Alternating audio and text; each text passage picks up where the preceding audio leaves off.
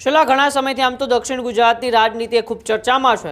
જ્યારથી 2022માં એ ડેડિયાપાડાના ધારાસભ્ય ચેતર વસાવા બન્યા છે ત્યારથી એ મત વિસ્તારની અંદર એટલે કે ભરૂચ અને નર્મદાના આસપાસનો જે આદિવાસી વિસ્તાર છે ત્યાં વસાવા વર્સિસ વસાવાની જે લડાઈ છે, એક બાજુ સાંસદ મનસુખ વસાવા અને બીજી બાજુ ચેતર વસાવાએ પોતાનું રાજકીય પ્રભુત્વ જમાવવા માટે પોતાની પાર્ટીને વધુ મજબૂત બનાવવા માટે ત્યાં હંમેશા મહેનત કરતા હોય છે, એકબીજા ઉપર આરોપો પણ કરતા હોય છે. પરંતુ આ બધા વચ્ચે ગઈકાલે બીટીપીના પૂર્વ ધારાસભ્ય ડેડિયાપાડાના રહેલા અને એ વિસ્તારની અંદર ખૂબ જેમણે પ્રતિનિધિત્વ કર્યું છે, એમના પરિવારે છેલ્લા ઘણા સમયથી એ વિસ્તારનું પ્રતિનિધિત્વ કર્યું છે, એ વિસ્તારને ખૂબ સારી રીતે જાણે છે એવા મહેશ વસાવાએ કોંગ્રેસમાં જોડાઈ જાય છે અને રાજનીતિ તેજ થઈ જાય છે કે હવે એ આદિવાસી વિસ્તારની અંદર ત્રિપાખ્યો જંગ જામવાનો છે. એક બાજુ ચૈતર વસાવા, બીજી બાજુ મનસુખ વસાવા અને હવે મહેશ વસાવા. આ બધા વચ્ચે હવે ત્યાંના સાંસદ મનસુખ વસાવાનું એક નિવેદન સામે આવે છે અને નિવેદનની અંદર મનસુખ વસાવા આડકતરી રીતે ચૈતર વસાવા ઉપર પ્રહારો કરે છે તો ક્યાંક ને ક્યાંક મહેશ વસાવાના વખાણ પણ કરે છે. આજે આપણે તેની જ ચર્ચા કરવી છે કે મનસુખ વસાવાએ ચૈતર વસાવા અને મહેશ વસાવાને લઈને શું નિવેદન આપ્યું અને હવે આવનારા સમયમાં દક્ષિણની ગુજરાતની રાજનીતિ, આદિવાસી વિસ્તારની રાજનીતિમાં શું નવા વળાંકો આવશે. મહેશ વસાવા ગઈકાલે મધ્ય ગુજરાતના જન આક્રોશ યાત્રાના સમાપનમાં દાહોદના કંબોઈ ખાતે અમિત ચાવડા અને મુકુલ શ્રીનિવાસના સાથે તેઓ જોડાઈ જાય છે કોંગ્રેસની અંદર. કોંગ્રેસની અંદર તેઓ જોડાય છે ત્યારે જ દક્ષિણની જે રાજનીતિ છે એ તેજ થઈ જાય છે, કારણ કે કોંગ્રેસ પાસે એવો કોઈ અનંત પટેલ સિવાય દક્ષિણના આદિવાસી વિસ્તારમાં મજબૂત નેતા નહોતા. ફેઝલ પટેલ પણ છેલ્લા ઘણા સમયથી કોંગ્રેસથી નારાજ ચાલતા હતા. તેથી હવે મહેશ વસાવા કોંગ્રેસમાં આવતા કોંગ્રેસ વધુ દક્ષિણની અંદર મજબૂત બનશે. પણ તો આ બધા વચ્ચે મનસુખ વસાવાનું એક નિવેદન હવે સામે આવે છે. મહેશ વસાવા જ્યારે કોંગ્રેસમાં જોડાયા છે અને ચૈતર વસાવાનું એક બાજુ પ્રભુત્વ વધતું જાય છે ત્યારે મનસુખ વસાવાએ મહેશ વસાવાના કોંગ્રેસમાં જોડાવાને લઈને શું કહ્યું અને ચૈતર વસાવા ઉપર શું પ્રહારો કર્યા, આવો એ પહેલાં આપણે સાંભળીએ. રાજનીતિમાં આવું બધું ચાલતું હોય છે. મહેશભાઈ વસાવા ટ્રાઇબલ પાર્ટીના 2 ટર્મના ડેડિયાપાડા વિસ્તારના ધારાસભ્ય હતા, પરંતુ ચૈતરભાઈ વસાવા સાથે મતભેદ થતા ચૈતરભાઈ વસાવા આમ આદમી પાર્ટીમાંથી ધારાસભ્ય બન્યા અને આમ આદમી પાર્ટી ધારાસભ્ય બન્યા પછી આમ આદમી પાર્ટીએ ટ્રાઇબલ પાર્ટીને તોડી નાખી અને જેના કારણે મહેશભાઈ વસાવા થોડો ટાઈમ માટે ભાજપમાં આવ્યા. પણ કોઈકનો કોઈ કારણસર, એમાં કારણમાં મારે જવું નથી, કેટલીક શરતો હતી, કેટલાક કામો હતા, કોઈ પેન્ડિંગ કામો, એ જે સમય માંગી લે તેવા કામો એમના ન થતા તેઓ ભારતીય જનતા પાર્ટી છોડી અને ફરી પાછા ટ્રાઇબલ પાર્ટી મજબૂત કરવાના પ્રયત્નો કર્યા. પરંતુ ટ્રાઇબલ પાર્ટી એક પ્રાદેશિક પાર્ટી હતી અને પ્રાદેશિક પાર્ટી છોડી અને તેઓ ગુજરાતની અંદર કોંગ્રેસમાં જોડાયા છે. હું રાજકીય રીતે ટીકા ટિપ્પણીમાં હું નથી જતો, પણ એટલું ચોક્કસ માનું કે તેઓ આમ આદમી પાર્ટીમાં નથી ગયા એ સારી વાત છે. ભારતીય ટ્રાઇબલ પાર્ટી એ પણ પ્રાદેશિક પાર્ટી હતી અને આમ આદમી પાર્ટીનું પણ પ્રાદેશિક કક્ષાનું જેવું લેવલ છે. આજે નેશનલ લેવલની પાર્ટીમાં તેઓ ગયા છે તો હું તો ઈચ્છું છું કે આવનારા દિવસોમાં એમનું ભવિષ્ય સારું કોંગ્રેસમાં ઉજ્જવળ બને અને પ્રજાના કામો કરે. ભલે ગમે તેમ હશે પણ આમ આદમી પાર્ટી કરતાં કોંગ્રેસ એક નેશનલ લેવલની પાર્ટી છે અને આમ આદમી પાર્ટી ગુજરાતમાં પણ એક સીમિત છે.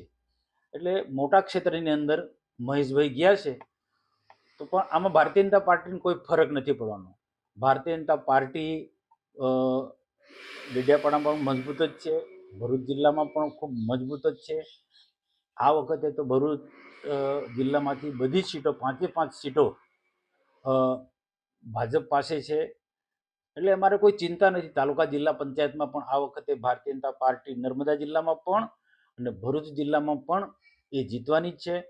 આમાં આ જે એમની જે લડાઈ જે છે એ આમ આદમી પાર્ટી સાથે છે, ચૈતરભાઈ વસાવા સાથે છે અને હવે એમની જે નારાજગી ભાજપ સાથે કોઈ નથી, એમની જે નારાજગી ચૈતરભાઈ સાથે છે, ચૈતરભાઈના કેટલાક સમર્થકો સાથે છે. ચૈતરભાઈ સાથે એટલા માટે કે આ ટ્રાઇબલ પાર્ટીને આમ આદમી પાર્ટીમાંથી રહી અને ચૈતરભાઈ બિલકુલ ખતમ કરી નાખી, તો એનાથી સખત નારાજ છે મહેશભાઈ અને એ આવનારા દિવસોમાં બંનેનો શું સમીકરણો બદલાય છે એ સમય બતાવશે.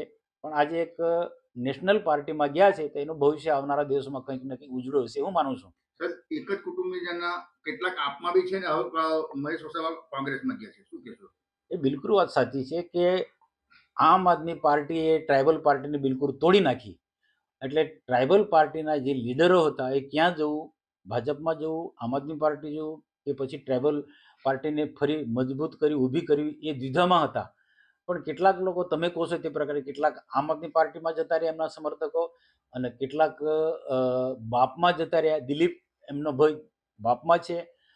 તો આની વચ્ચે હવે રાજકીય ભવિષ્યને ધ્યાનમાં રાખીને મહેશભાઈ નેશનલ લેવલની પાર્ટી કોંગ્રેસમાં ગયા છે. તો એ આવનારા દિવસોમાં હું તો માનું છું કે આમ આદમી પાર્ટી કે બીટીપી કે બાપ કરતા મહેશભાઈ વસાવા વધુ શક્તિશાળી બનશે. કોને વધારે નુકસાન, કોને વધારે ફાયદો કરાવશે? જો એક સ્પષ્ટ છે કે કોંગ્રેસ એક નેશનલ લેવલની પાર્ટી છે અને આમ આદમી પાર્ટીનું ગુજરાતમાં એટલું બધું કશું છે નથી, અને બાપ પાર્ટીમાં પણ કશું કંઈ છે નથી, અને બીટીપી બિલકુલ પતી ગઈ છે. તો આવનારા દિવસોમાં ઝઘડિયા વિધાનસભાની અંદર કોંગ્રેસ થોડી મજબૂત બનશે એવું મારે માનવું છે. સાહેબ, બીજી એક વાત કે બાપ દીકરાની જોડી ફરી તૂટી છે. બાપ દીકરાની જોડે એટલા માટે તૂટી છે કે એમનો ફેમિલીની અંદર કેટલાક લોકો આમ આદમી પાર્ટીમાં છે અને કેટલાક લોકો અધવચ્ચે છે. એટલે એની વચ્ચે એમાં અંદર બહુ મોટો ઝઘડો છે. પણ હું એટલું ચોક્કસ માનું, પોલિટિકલી વિશ્લેષણ કરતાં એટલું ચોક્કસ માનું છું કે મહેશભાઈએ જે પણ સ્ટેપ લીધું છે એના ભવિષ્યને ધ્યાનમાં રાખીને એ કોંગ્રેસમાં ગયા છે અને આવનારા દિવસોમાં એનું ભવિષ્ય ત્યાં ઉજળું છે.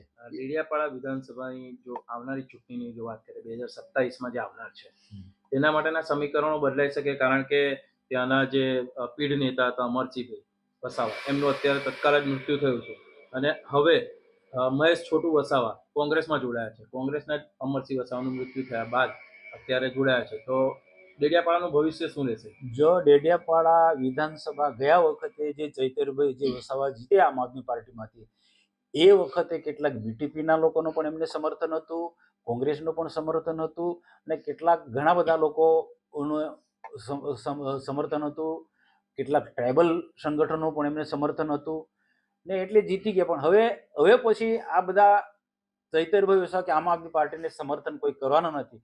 હવે પછી જે પણ વિધાનસભાની ચૂંટણી આવશે એમાં ભારતીય જનતા પાર્ટી જ જીતવાનું છે. અને કારણ કે ભારતીય જનતા પાર્ટી એક નેશનલ લેવલની પાર્ટી છે જેની રાજ્યમાં અને કેન્દ્રમાં સરકાર છે, અને વિકાસના અનેક પ્રકારના કામો ભારતીય જનતા પાર્ટીની સરકારોમાં થઈ રહ્યા છે. તો આવનારા દિવસમાં આખા ગુજરાતમાં ફરી ભારતીય જનતા પાર્ટી સત્તામાં આવશે, અને એમાં નર્મદા જિલ્લાની બંને સીટો નાંદોદ અને ડેડિયાપાડા ભારતીય જનતા પાર્ટી પાસે હશે. કદાચ મહેશ વસાવાને કોંગ્રેસ ટિકિટ આપે ડેડિયાપાડાથી તો શું? તો ડેડિયાપાડામાં નહીં ચૈતર વસાવાનું ચાલવાનું કે નથી મહેશ વસાવાનું ચાલવાનું. ડેડિયાપાડામાં તો ભારતીય જનતા પાર્ટીની જ તાકાત વધવાની છે. ગઈ વખતે તો ચૈતર વસાવા જીતી ગયા. ગયા વખત જીતે એટલા માટે તે વખત મંદરખાને મહેશનો પણ સપોર્ટ હતો, આમ આદમી પાર્ટીના નેતાઓને બીટીપીના બધા ભેગા હતા, કોંગ્રેસનું પણ સમર્થન હતું, અને ઘણા બધા કારણો છે. કેટલાક ટ્રાઇબલ સંગઠનો એ આમ આદમી પાર્ટીને સપોર્ટ કર્યો ચૈતર વસાવાને, પણ ચૈતર વસાવામાં ફેલ ગયા છે લોકોના આદિવાસીના પ્રશ્નો ઉકેલવામાં. સાહેબ, રાજકારણની જો વાત કરીએ તો આપણી તમારી તો ખૂબ લાંબી ઇનિંગ રહી છે, તો એ ઇનિંગ પ્રમાણે તમારું સમીકરણ કેવું હોય કે મહેશ વસાવાને ત્યાંથી ટિકિટ મળી શકે?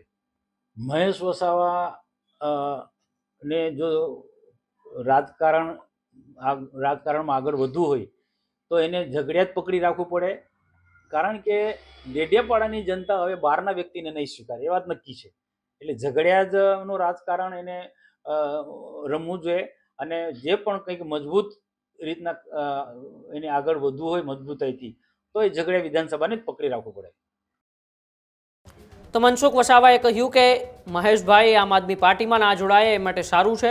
એક રાષ્ટ્રીય કોંગ્રેસ પાર્ટીની અંદર જોડાયા છે તે એનું એક સારું ભવિષ્ય નક્કી કરી શકે છે. બીજી બાજુ તેમણે એવું પણ કહ્યું કે ચૈતર વસાવા એ બીટીપી જે પાર્ટી હતી એ પહેલાં એમાં જ મહેશભાઈ અને ચૈતર સાથે હતા, પરંતુ ચૈતરભાઈ એ જ્યારથી ત્યાંથી અલગ પડ્યા એટલે તેઓ ડેડિયાપાડાથી જીતી શક્યા હતા, અને ચૈતરભાઈ અને આમ આદમી પાર્ટીએ બીટીપીને તોડી નાખી હતી. હવે મહેશભાઈ જ્યારે કોંગ્રેસમાં જોડાયા છે ત્યારે આવનારા સમયમાં કદાચ તે વધુ શક્તિશાળી ચૈતરભાઈ અને આમ આદમી પાર્ટી કરતાં થશે, કારણ કે ચૈતરભાઈએ બીટીપી સાથે રહીને બીટીપીને તોડી નાખી હતી. તેથી જ તેઓ ત્યાંથી અલગ પડીને ડેડિયાપાડાના ધારાસભ્ય બન્યા હતા અને 22ની અંદર બીટીપીના લોકોએ પણ તેમને સાથ આપ્યો હતો. એ માટે તેઓ ધારાસભ્ય બની શક્યા હતા. પરંતુ હવે આવનારા સમયમાં કદાચ ચેતરભાઈ જ્યારે મહેશ વસાવા તેમની સામે છે ત્યારે હવે તેમના માટે ધારાસભ્ય બનવું એ પણ મુશ્કેલ બનશે એવું નિવેદન મનસુખ વસાવાએ આપ્યું હતું. તો સાથે સાથે તેમણે એવું પણ કહ્યું કે મહેશ વસાવાના કોંગ્રેસમાં જોડાવાથી કે ચેતર વસાવાનું વધતું પ્રભુત્વથી ભારતીય જનતા પાર્ટીને કોઈ પણ પ્રકારનો ફરક પડવાનો નથી. આવનારી જિલ્લા પંચાયતની તાલુકા પંચાયતની ચૂંટણીઓમાં પણ ભારતીય જનતા પાર્ટી ખૂબ પ્રચંડ વિજય મેળવવાની છે. વિધાનસભાની અંદર પણ ડેડિયાપાડા વિધાનસભા ઉપર એ ભારતીય જનતા પાર્ટી આ વખતે વિજય મેળવવાની છે એવું નિવેદન મનસુખ વસાવાએ તો પણ આપી દીધું છે. પરંતુ હવે ખરાખરીનો ખેલ એ દક્ષિણના આદિવાસી વિસ્તારમાં થવાનો છે. કારણ કે એક બાજુ મનસુખ વસાવા, બીજી બાજુ ચૈતર વસાવા અને ત્રીજી બાજુ હવે મહેશ વસાવા. જોવાનું એ રહેશે કે આવનારી સ્થાનિક સ્વરાજની ચૂંટણીઓ કે 2027ની વિધાનસભાની ચૂંટણીઓમાં ક્યાં આ ત્રણ વસાવામાંથી ક્યાં વસાવાનો જાદુ ચાલે છે, કોની પાર્ટી બહોળી સંખ્યામાં ત્યાં સીટો જીતે છે સ્થાનિક સ્વરાજની અંદર, એ તો હવે જ્યારે ચૂંટણીઓના પરિણામ આવશે ત્યારે જ ખબર પડશે. પરંતુ તમારું શું માનવું છે કે આ ત્રણ નેતાઓમાંથી કોણ વધુ મજબૂત છે? અમારા કોમેન્ટ બોક્સમાં અચૂકથી જણાવજો. બાકી જોતા રહો ન્યૂઝરૂમ ગુજરાત, ગુજરાતનો ગર્જનાદ. નમસ્કાર.